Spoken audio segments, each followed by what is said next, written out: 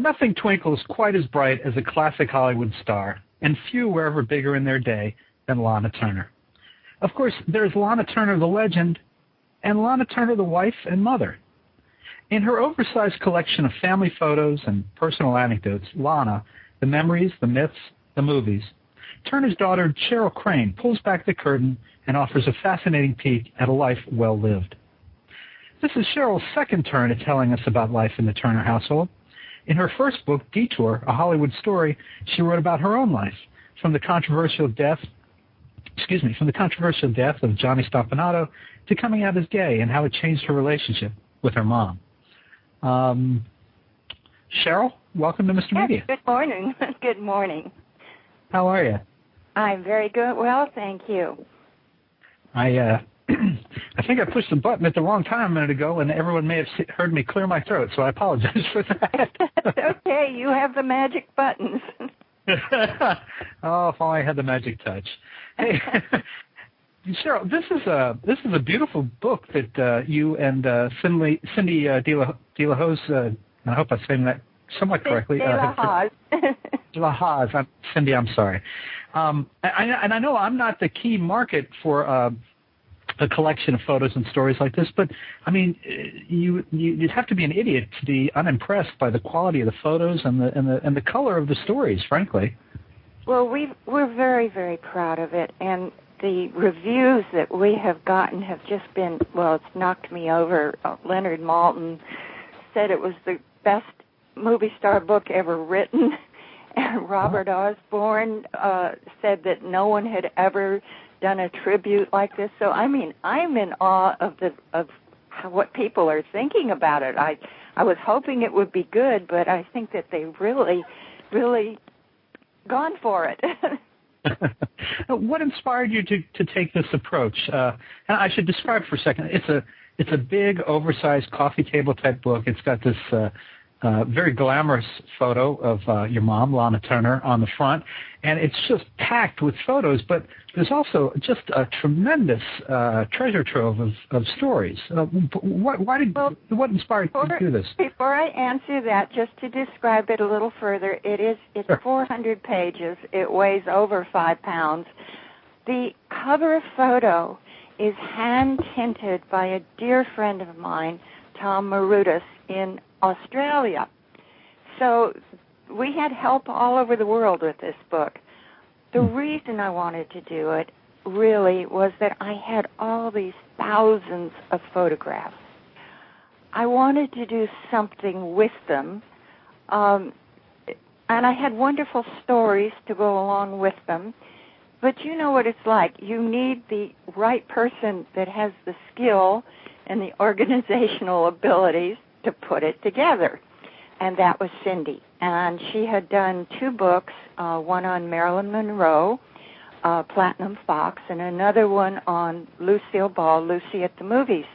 And she contacted me, actually, and said, would I be interested in doing a coffee table book? And she had sent me her 2 books, and I said, would I? This is what I've been looking for. And that's where it started.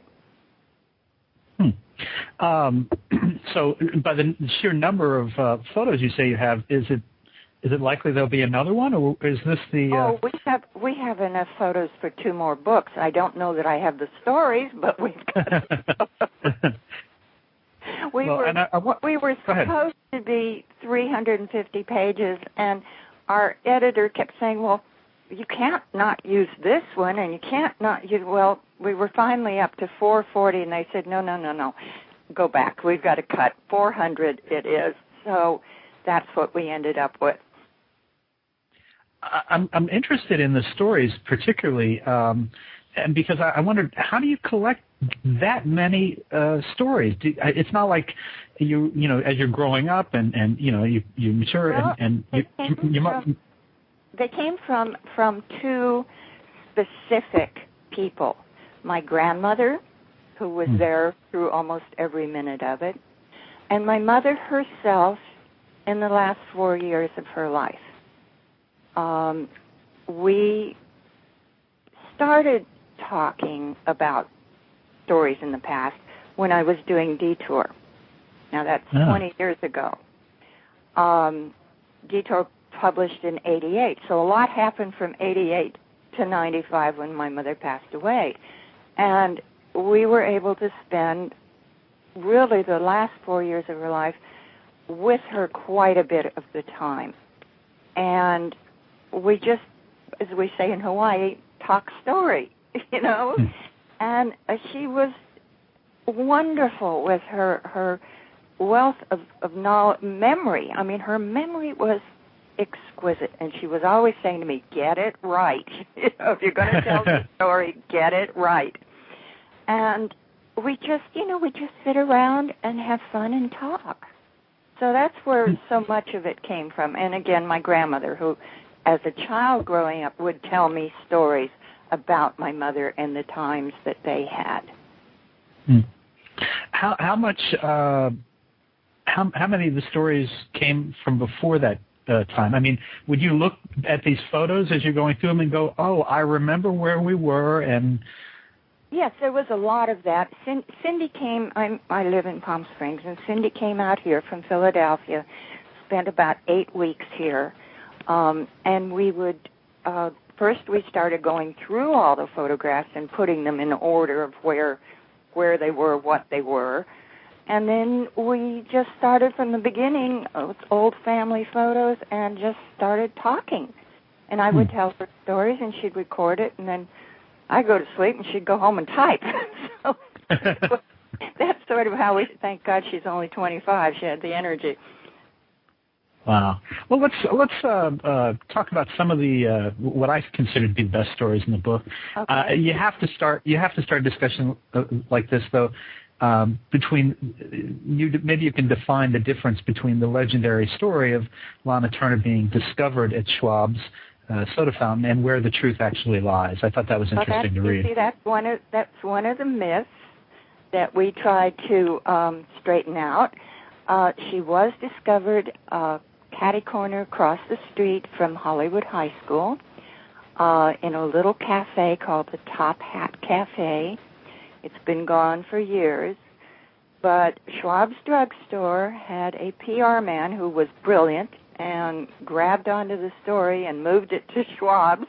And Mother used to say that Schwab's really should have given her stock in the company.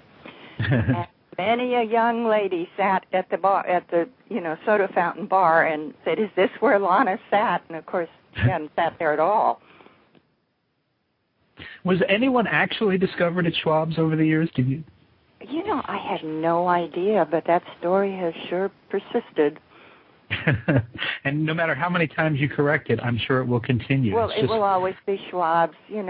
That's the magic of Hollywood. They have their own. They write their own endings. Now, at the beginning of the book, and I'm opening the book up now as we're talking because, frankly, I just can't resist this series of photos. It's page 28. People want to play along at home. You have the series of photos that made her. My copy. If you're gonna come on, Cheryl. Yeah, no, wait a minute. Let me get it. Okay, so you want to go to page 28. Page 28. I won't do this to you often in the conversation, but that's all right. I'll be prepared. All right. This is it's titled "The Walk They Won't Forget," and this is basically your mother walking down the street. And lots of people walk down lots of streets, but I guess on film, especially, early in the Hollywood age, this is the first time they saw a young woman looking like your mother did in a sweater, and I mean, she became the sweater girl. I mean, if you've never seen the movie, They Won't Forget, you will instantly understand. Certainly a man will anyway, why Lana Turner took off in the movies. Well, she bounced a bit, and I don't think that would ever happen. Remember, this was 1937. And she had a magnificent walk, which she was known for throughout her career. John Waters, who I'm sure you know who he is, the director, is a dear friend of mine, and he did a series of photographs of her leaving the room of various movies, because he said her leaving the room was as good as her entering the room. So I think he picked up on that walk, too. Well, and there was something that you said about this, that, she was, she was a young girl. She was still in her teens at the time. She was 17.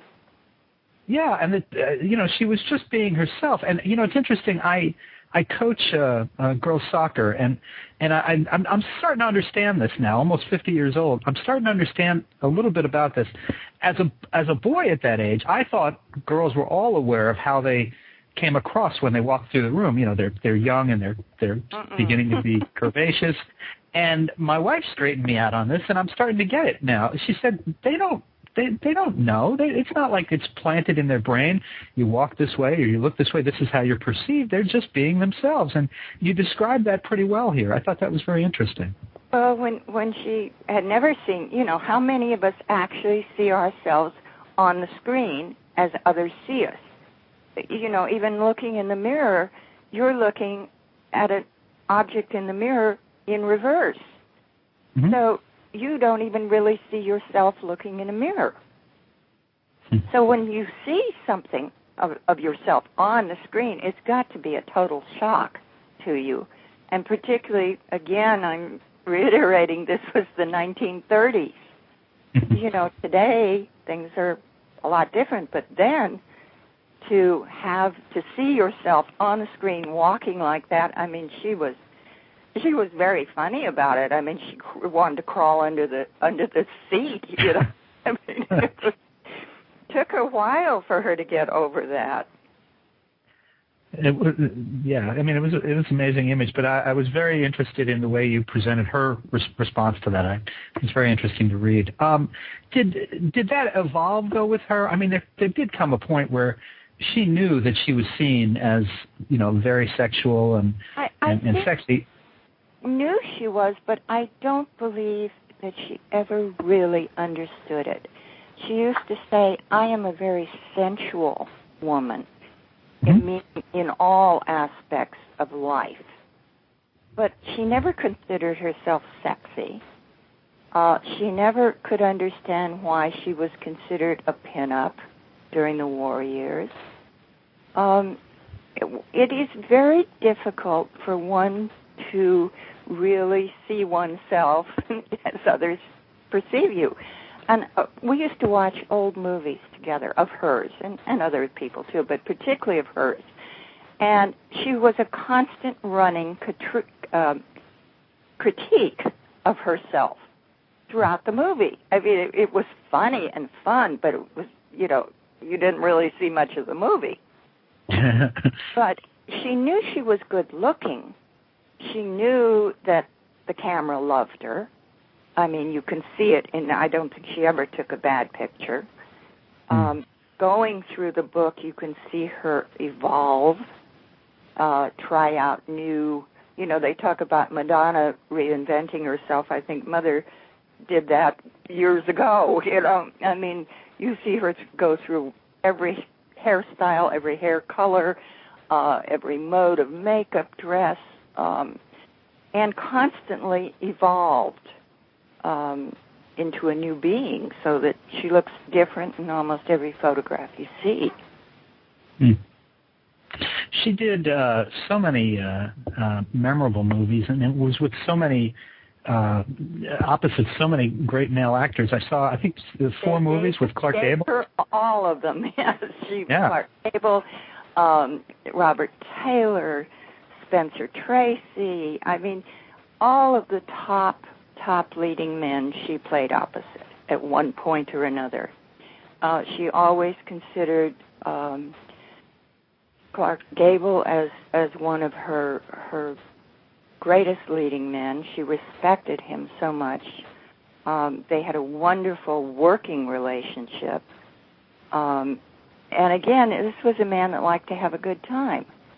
And so did Mother. They loved the practical jokes. They were always, you'll see some photographs in there, like with Ephraim Zimbalist Jr., where they're cracking each other up on the set. I mean, this is what went on behind the scenes. And this was really what I wanted to show this woman that loved life, loved the joke, loved to laugh. And people don't see that when they just look at her as the movie star, which of course she was, but she was so much more than that. Mm. She, and I'm sorry, I'm clearing my throat a lot today. She was married many times. She had, I mean, you're very straightforward about this in the book. Married many times. She certainly dated a number of co-stars. Did she find more happiness with men outside of the business, or it didn't seem like there were that many? I mean, your own father was in the business at the time, although he made his career outside. Well, it was trying to be, but thank goodness we found a restaurant business, or we would have starved. Oh, truly. I have seen his 2 films. There's a lot to chuckle about. I think that one of Mother's happiest marriages was with Fred May, who certainly was not in the business. He was in real estate and breeding and raising racehorses. It was a marriage. They remained friends until Fred passed away, which was right before Mother passed away, actually. But she often said she didn't know why she ever ended the marriage. I mean, it was because they really had a good time together. She was only, I mean, she dated certainly and had romances with a lot of people in the business, but they weren't always the happiest of times. Is it? I can't imagine. Now, I write books for a living. I probably do what Cindy does, work with people and help them tell their stories. And the thing that strikes me is I can't imagine going back and telling stories about my mother or my father's romantic life. It just, I don't know. It just seems like antithetical to something that I would be ever comfortable with. How do you get to do that?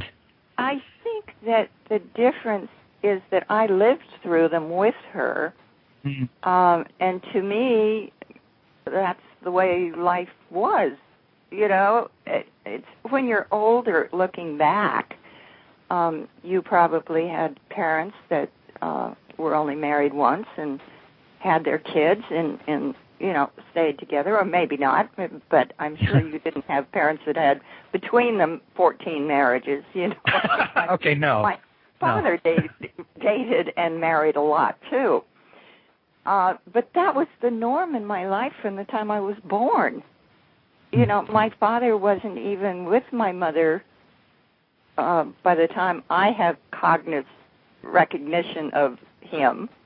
They were divorced.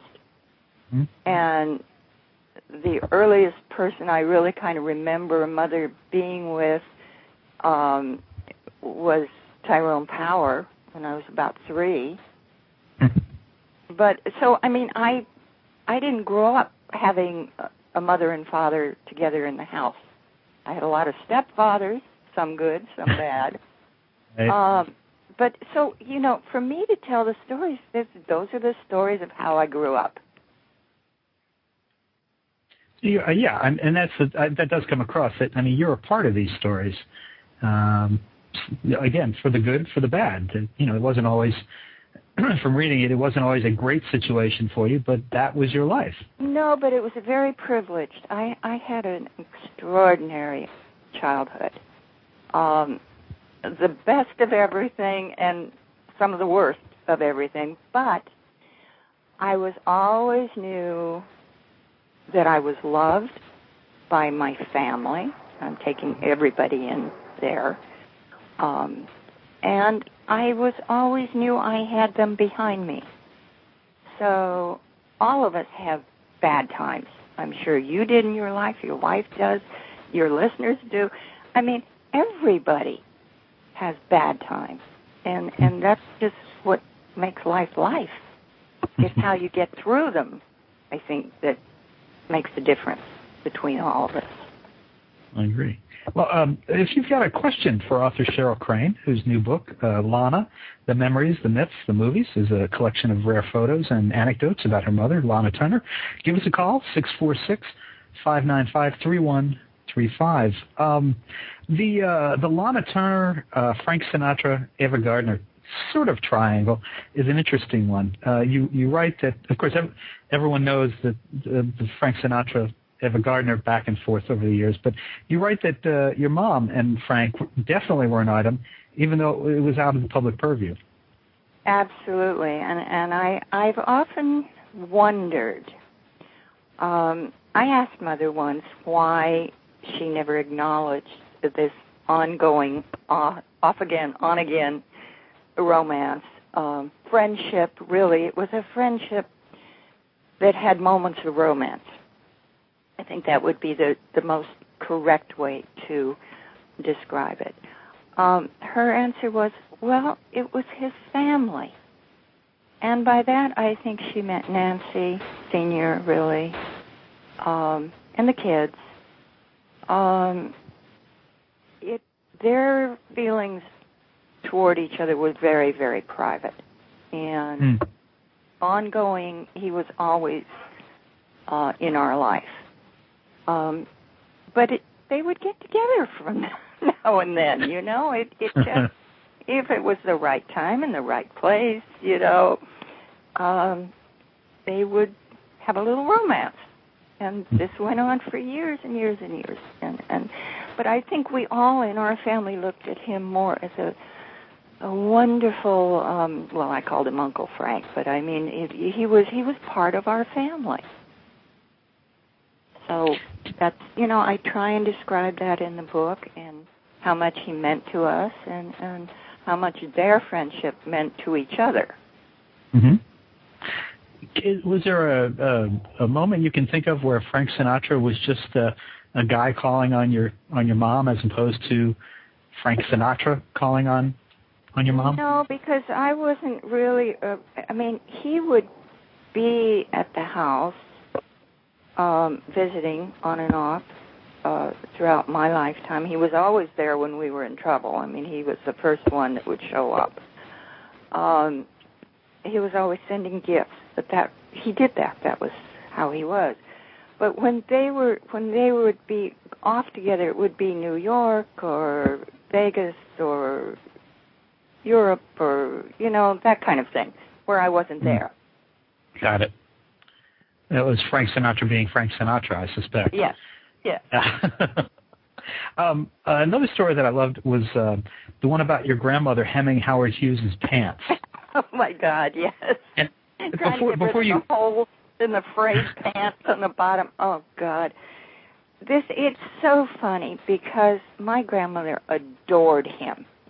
And he probably spent more time with my grandmother, all in all, waiting for my mother to get ready than he did with my mother. They had a series of dates, a romance, but his mother used to say she wasn't going to end up being locked up somewhere on a hill like poor Jean Peters. So that, you know, my mother liked her freedom. But here again is a man that was, when you needed something, he was there. And when my mother had a miscarriage with Bob Topping, her third husband, Howard flew the plane that got my grandmother back east to get to her. So, you know, things like that. Yeah, you're underselling that story. because that was a tremendous. Let me go back a second. Yes. For younger people who may be listening to this, who are going, Howard Hughes, why is that a big deal? Who's that? Well, it would be it would be the equivalent today of if Bill Gates was coming to call on your mother. Basically, the richest man in the world. And, you know, he's coming, and so we have the hemming of the pants story, but... Well, yes, and I'm sorry, I got off of that. This was a man who really, for all his wealth and fame, didn't care how he looked. and he would wear the same clothes, and hopefully they were clean. I don't remember this, but, he literally would wear pants until they frayed at the bottom. And my grandmother, who really liked him very, very much and found him to be an extraordinarily intelligent man, which always impressed her, thought that he might have better luck with Mother if he looked a little better. So she was always trying to spiff him up somewhat, And, yes, she did hem his pants. And so to come back to the story about him flying the plane, and this is page 132, again, for those playing the game at home. Your mother was... My mother was married. She had the miscarriage, right. She had a miscarriage in 1949. Right. She was married to Bob Topping, who owned, with his brother Dan Topping, the Yankees, which was another extraordinary thing to be able to go and sit in the owner's box at the Yankees. Mm-hmm. So I remember that, too. And that's when the Yankees were really the Yankees. So she had a miscarriage. Howard Hughes owned TWA, which would be like owning United Airlines today. I mean, TWA no longer exists, but in its time, it was the biggest. It was Trans World Airlines. It was the biggest airlines in the world and the one that everybody flew, particularly anyone from Hollywood. And my mother, who was back east in Connecticut, suffered a miscarriage.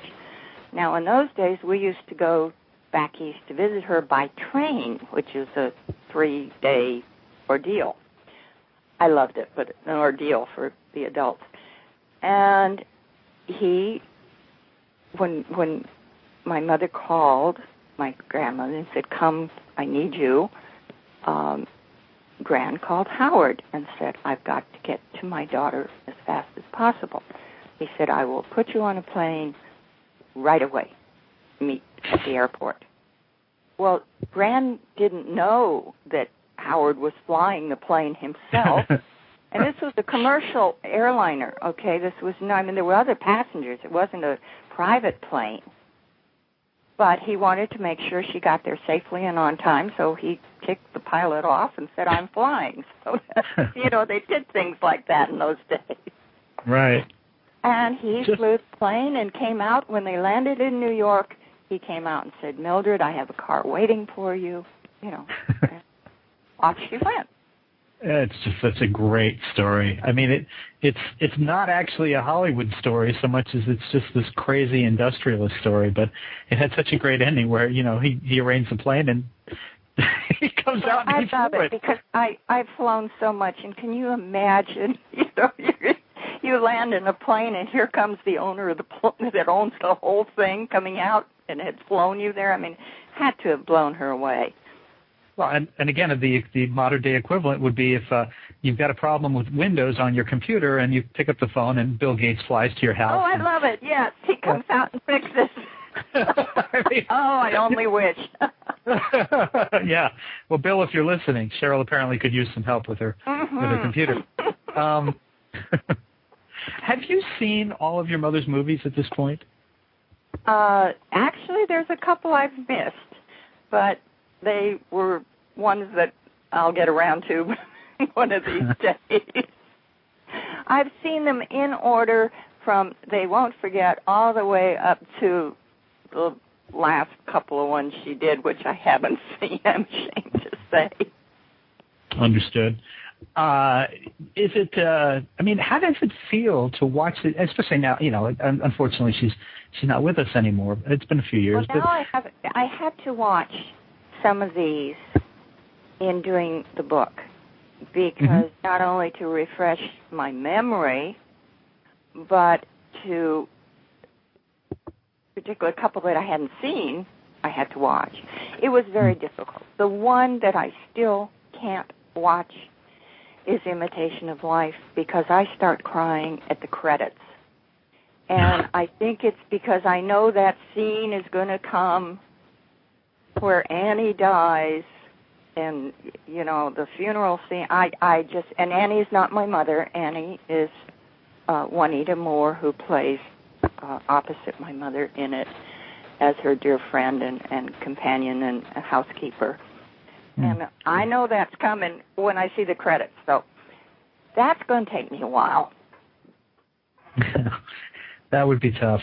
I mean, I've talked to actors and actresses who have children and asked them, in the movies where they die, I mean, how do your kids deal with it? Oh, they just try not to even let their kids see those movies. Well, see, one of the first movies that one of my favorite movies is, and I don't know that this is in the book really, but is Ziegfeld Girl.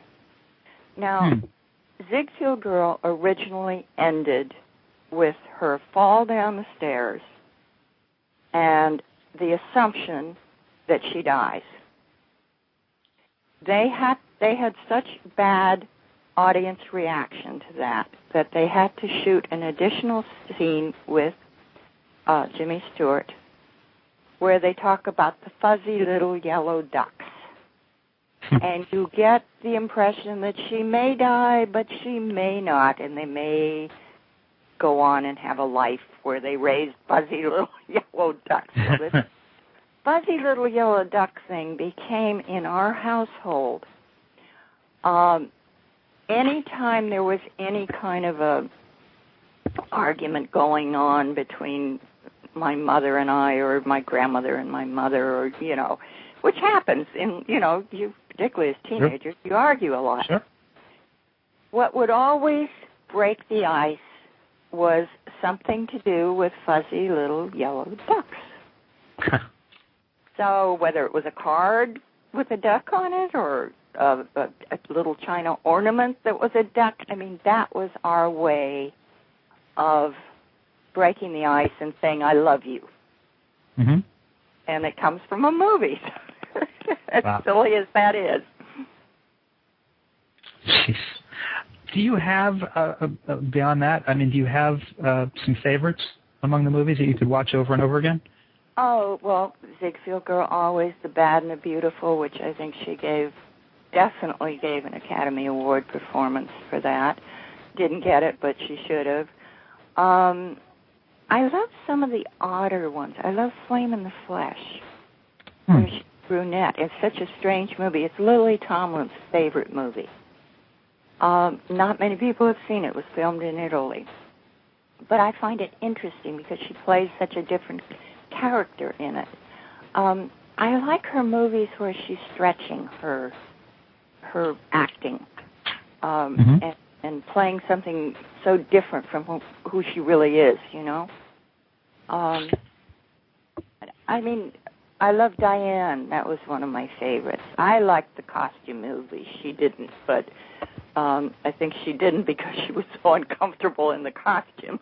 But I always enjoyed those. Three Musketeers and Diane and Green Dolphin Street. Those are all several heavy costume epics. Any that you can't stand? That's a terrible question. I'm sorry, but I'm just curious. There's some that I don't feel were that great. The one she hated, and I'm sure people would be much more interested in what she couldn't stand than me, was Mr. Imperium, which was with Ezio Pinzo. Ezio Pinzo, the opera singer. Right. He always ate raw garlic for lunch, and then they'd have to do a romantic scene. Not happy with that movie. Hated that movie. Got it. You write in the book that, and I'm sure this is very common in Hollywood, that there were a lot of times where there were movies that she really wanted to make or be part of, and they didn't pan out for one reason or another. You actually have a whole section about that. I guess that's a common thing.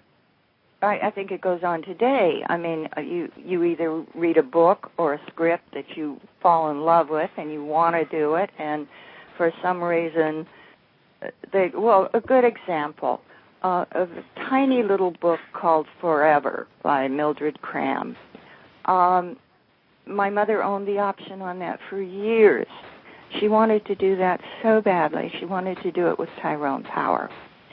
Then as she got older, and she kept renewing the option, then she just wanted to see it get made by anybody, you know? Yeah. And it just never did. So I think that goes on a lot. It has to be the right timing. You have to have the producer, the director, the studio, the actors. You know, it all has to fall into place. Are there? I'm sure many of us have your listeners, many people who have read a book or an article or something and say, "Wow, I wish they'd make a movie of this. It would be so great," and has favorites like that, and they never get done. And then there's some you wonder why they got done. But that's another story. Now, Cheryl, on the personal side, I wondered if you could think of some of your own particularly fond memories of Lana Turner as the mother of Cheryl Crane. You know, some points in time that stand out for you. Well, so many of my memories of her consist of my watching her doing things. I used to adore to sit in, she had this beautiful, lavish bathroom, and I would sit there and watch her have her hair done up if she's going to a gala or a premiere, or sit and watch her put her makeup on. And she would, as I got older, she'd give me tips on things, how to do certain things with makeup. And, I mean, Judy Garland, for instance, who lived next door, I can remember her sitting in the bathroom watching my mother get made up. I mean, it's been just as fascinated with her as I was. But so there's that memory. And then the memories of the times that we were actually together alone when I'm young, which were very rare because there was either my Nana or my governess or my grandmother always with me. So those moments are memories of her trying to teach me to paint. It was a very personal thing with her. She used, well, now there again, I'm skipping around, but Frank Sinatra got her started painting. He gave her a huge gift of oil paint set. And my mother painted a lot, but she would just stuff them in the closet. I mean, she never hung them, the paintings. Really? But it was an outlet for her. So I remember that. I remember going horseback riding with her, just the two of us. Now, I'm skipping around in ages here. That's fine, absolutely. That were moments that were so important to me, that stand out in my memory. Driving in the car with her, and I was always saying, "Go faster, go faster." She was a very fast driver and had lots of wonderful cars. But just the one-on-one with her, the memories. And that even up until when she was ill, and I would go see her every day, and we'd sit for an hour or two and just, be together alone. Mm-hmm. Well, you had me at Judy living next door. Oh yeah, that kind of. Sorry, I threw that in, but it is true. Were there less pleasant memories? I mean, were there moments that you wish you could erase? That's an interesting question, Bob, because in order to answer it, I have to say truthfully, I wouldn't change anything, because I believe personally that if you change something, then the future changes too. And I'm very happy with my life and my future, I hope, but where I am today. And maybe I wouldn't be here, and maybe I'd be a different person if I went back and changed anything. So I think things happen for a reason, and maybe we don't know what those reasons are right away, or maybe we don't ever know, but how we deal with them has to do with the person we become. Mm-hmm. So, no, I have bad memories of things, but I wouldn't change them. I wouldn't go back and erase. You do present the story in the book, and because it's there, I bring it up. But the story of your mother's and your own relationship to gangster Johnny Stompanato. I call it the gangster wannabe. The gangster wannabe. Yeah. Do you want to recap? There's going to be people who don't know what we're talking about, and I mean, it was. Well, it's part of history. The Los Angeles Times just did a whole 7-part article on the gangster squad, where there he was as a bodyguard to Mickey Cohen, who was the person they were after in those days. So this thing pops up every so often out of the blue, as it did with this series with the LA Times. So it's history. John Stompanato was a wannabe or mini gangster who had a lot of bad friends. He was introduced to my mother under a different name, under the name John Steele. He wined and dined her. She was single at the time, had just come out of a very bad relationship with Lex Barker, which is another story.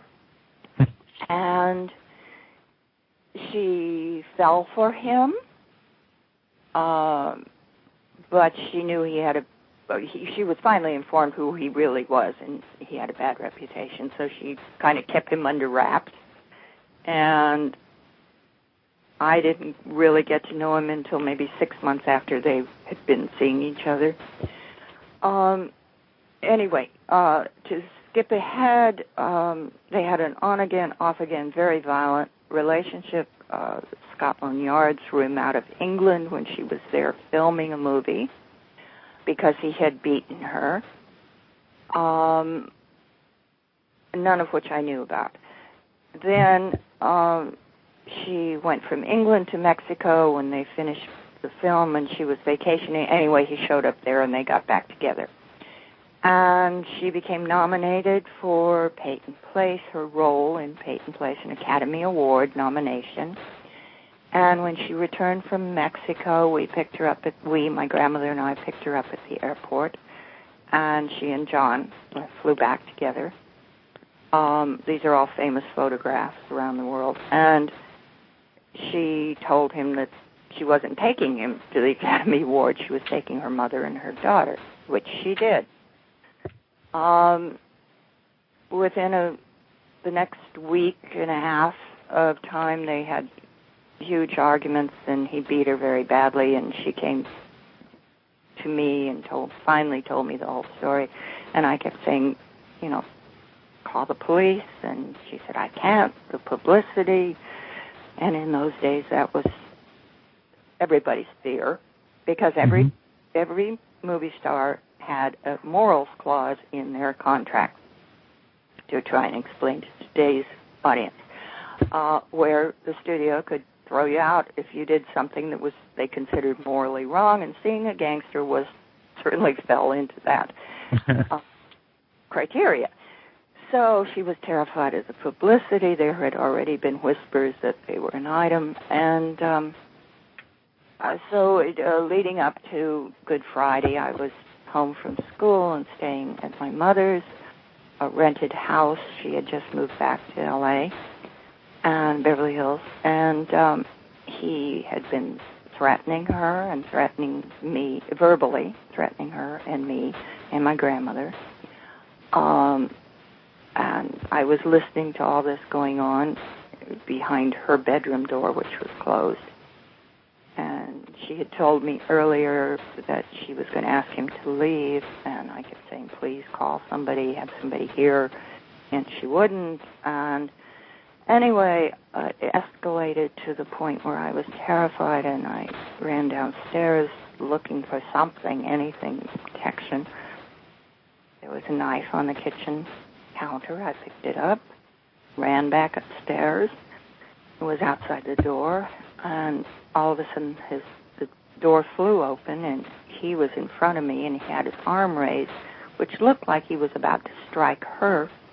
I did not know until a long time later that he was carrying hangers with clothes behind his back, you know.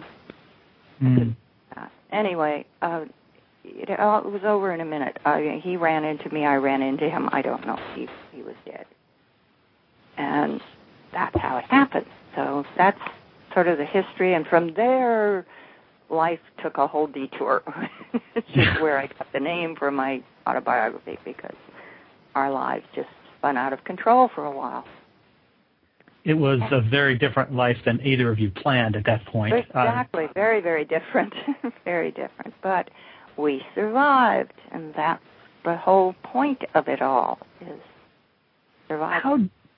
Cheryl, how differently do you think society and the judicial system would have handled that same situation today? Would it have been different? Very, very different. In fact, there were laws that were changed because of me. I had no representation. I was whisked away to juvenile hall. There was a coroner's inquest. Many people think there was a trial. There was never a trial. There was a coroner's inquest, which is what happens before a district attorney then takes something to trial. The coroner has to say there's a reason for a trial, or a reason for somebody to be charged. In my case, it was ruled justifiable homicide by the coroner's inquest. But I wasn't there. I wasn't represented. I suddenly became a ward of the court. I mean, none of this would happen today. And in those days, once you became a ward of the court, I mean, they had you under their control. And until I turned 18, the court had to decide everything that I could do and not do, which actually was a very, very difficult thing for them as well as for me, and a very unfair situation. But today, that, you know, it's a whole new world. A child immediately has a representative that is strictly for them and their benefit. And then they didn't. So, you know, it would be different. Your mother eventually told you that you saved her life. Did that help bring the whole trauma and all that lost time into perspective? You have to understand that this was the 50s. And I think with anyone who grew up in the 50s, or even whose parents grew up in the 50s, can understand that you just didn't talk about certain things. You know, we used to say, there is not an elephant sitting on my foot. You know, it doesn't exist. But that elephant is there in the middle of the room. And you walk around it, you can't walk through it. And that's how we were. We did not discuss anything unpleasant. And you were supposed to pretend it never happened. It never, you know, my grandmother used to drive me crazy because she was the author of all of this. I mean, she brought my mother up. She trained my mother that way. My mother trained, and grandmother trained me that way. You know, you don't talk about money, you don't talk about religion, you don't talk about politics, and you certainly do not discuss anything that could cause somebody to be uncomfortable or to cry or any of that, to be emotional. You know, right. Substance had to stiff upper lip and all that stuff, you know. Very Southern. I come from Southern stock, so you have to understand that it's the genteel way of acting. So it wasn't until I was an adult when we had that conversation, my mother and I, and she said to me, "You mean, my God, you mean I've never thanked you for that?" You know? And that, I mean, that was like being hugged by the greatest hug in the world. I mean, it meant so much to me. I wish it had happened when I was 14, but at least it happened, and that's the right. Were there any stories that you hesitated to tell in the book that you held back on? I tried to tell every story that I could remember. Some were more difficult than others, but they all form the pattern of who we are. So, everything had to be there or it wouldn't be a complete story. And I can't think of anything that was left out except photographs. It just did. You write in the book about when your mother wrote her autobiography, and of course you wrote yours. Did anything in her book surprise you at the time? Yes, the things that were left out. Oh. No, truly. I mean, I have to explain, if you don't mind me taking the time Sure. to explain, but my mother backed into her autobiography. It was a book in process being written by Hollis Alpert, who wrote a lot of books on stars. And she was not planning on doing a book at all, ever. As we had discussed, would you ever write a book? Because books were starting to come out. Now everybody's writing books. There's a new one every day. Never. She was very private. So Fred May, one of her husbands and dear friend, had talked with Hollis, and he said, you really should talk to this man. He's wonderful. He's crazy about you. He's writing a wonderful story. I think anyway, so my mother did meet with him, and they talked, and they liked each other, and all of a sudden, Mother said, I'm writing this book with you, but I'm not getting any credit. And he said, well, would you, consider? And she said, well, I might. And, of course, the publisher, which was William Morrow, just absolutely fell over themselves that they were going to get. Well, poor Hollis ended up without even a credit on it. And, it got published. But there was a lot of honesty in it. But there was a lot left out. And at that time I was living in Hawaii, and when she gave me her book, or even told me she was doing it, which was a shock, and I asked her, I said, well, are you going to address certain things that were happening? And she said, oh, no, I would never do that, And I said, well, why write the book? It's rather, I would never do that. So I wrote my own book, and I did address them. And I know you're going to say, what? And I'm talking about Lex Barker and the fact that he raped me when I was 10. So that, so there were things that definitely, I can understand her not putting them in there. This was the early 80s. It was a little different world, but I had trouble with the fact she left some things out. So that, in honesty, was my opinion there. It was a good read. It certainly, it was an interesting book, and there was a lot of truth in it, so I'm not taking away from that. But I didn't think that it really presented the woman I knew.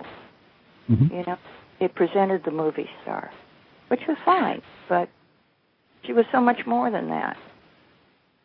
Now, in 88, of course, you published Detour and told a little more of her story and a lot of your story.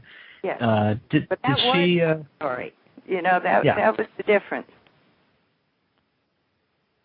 How did she respond to your story?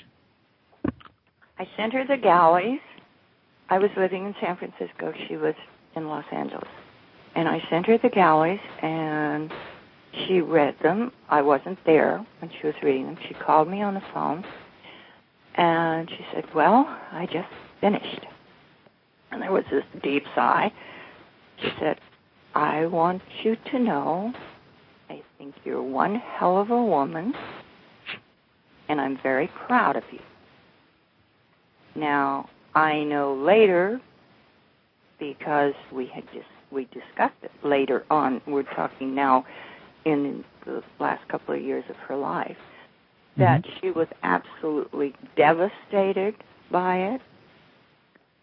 She learned so many things that she did not know that had happened to me by reading the book, which is a hell of a way for a mother to learn things about their daughter, you know. As close as we had become and as many things as we had discussed, because during the writing of Detour, I would check with her on things because I knew, I mean, that she said, get it right, you know. Yeah. So I would, but there were many things I didn't tell her about because she wasn't there that happened to me, you know, that I put in the book. She kind of went into seclusion for a couple of years. I think she was probably feeling or wondering how people were looking at her, and yet there was nothing that she did that anyone should judge her for, as far as I'm concerned. But I think she felt some guilt and some sorrow, as we all do, you know, when bad things happen and you wonder if you could have changed some of what you could have done different so they didn't happen. You know, I mean, that's human nature.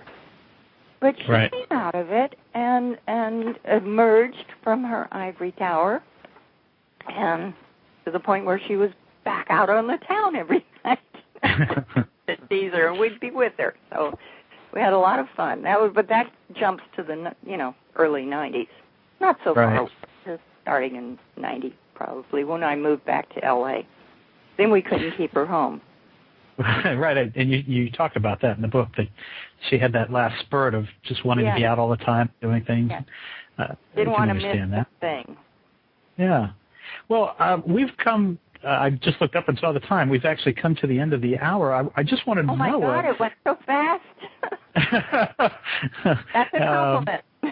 Well, thank you. I'm glad. I enjoyed talking to you. I've been looking forward to it, and you did not disappoint. You're a good storyteller, and it's a fine book. I'm just wondering, now that the book is out, what's next for you? What are you doing? Well, I'm still doing some book signings. I'm still doing some interview, you know, radio stuff. And you're my first, I guess, blog. Or you are a blog, right? Blog, podcast, yeah. Yeah, podcast. Sorry. I have to get it right. You know, I'm I'm not as tech savvy as I should be, but I at least, you know, I do own 2 computers, so I'm not totally out of it. And I love email. But what's next? I'm in real estate. Not the greatest field right now, but I've been in it since '79, so I've ridden a lot of these waves. And I've got a couple of projects up my sleeve that are right now, I can't really talk about, but they're going to be exciting, and you'll know about them. Okay, good. Okay. Well, all right. Well, folks, maybe we'll be able to chat again. I would like that, and please keep me in mind because this was a lot of fun. I want to tell people they can find Cheryl Crane's new photo book, Lana, The Memories, the Myths, the Movies, at your local bookstore, or you can order it online at Amazon.com or mrmedia.com for MrMedia.com. Cheryl, what can I say? Thank you so much for joining us. It was a great hour. Thank you, and I've enjoyed it. It's a nice trip down memory lane. Oh, thank you. Well, best of luck to you, and I hope we'll get to talk again. Okay. Bye-bye. All right. Bye-bye. And folks, for dozens more celebrity and media newsmaker interviews, you can surf over to our main website, www.mrmedia.com. That's where you can listen to my earlier conversations with movie stars such as Kirk Douglas and Billy Bob Thornton. Please think about writing an online review of Mr. Media, casting a vote for Mr. Media, or marking Mr. Media as one of your favorites. Whether you listen on Blog Talk Radio, DigitalJournal.com, Podcast Pickle, Vox, Folio, MediaFly, Podfeed.net, Blueberry, Zencast, Audio, Kindle, the Kindle Reader, or iTunes. And if you've got an idea for a guest, email me directly at bob@andelman, ANDELMAN.com. Thanks so much for joining us today. I always appreciate when you give up a little time from your day and spend it with us. Come back soon, everybody.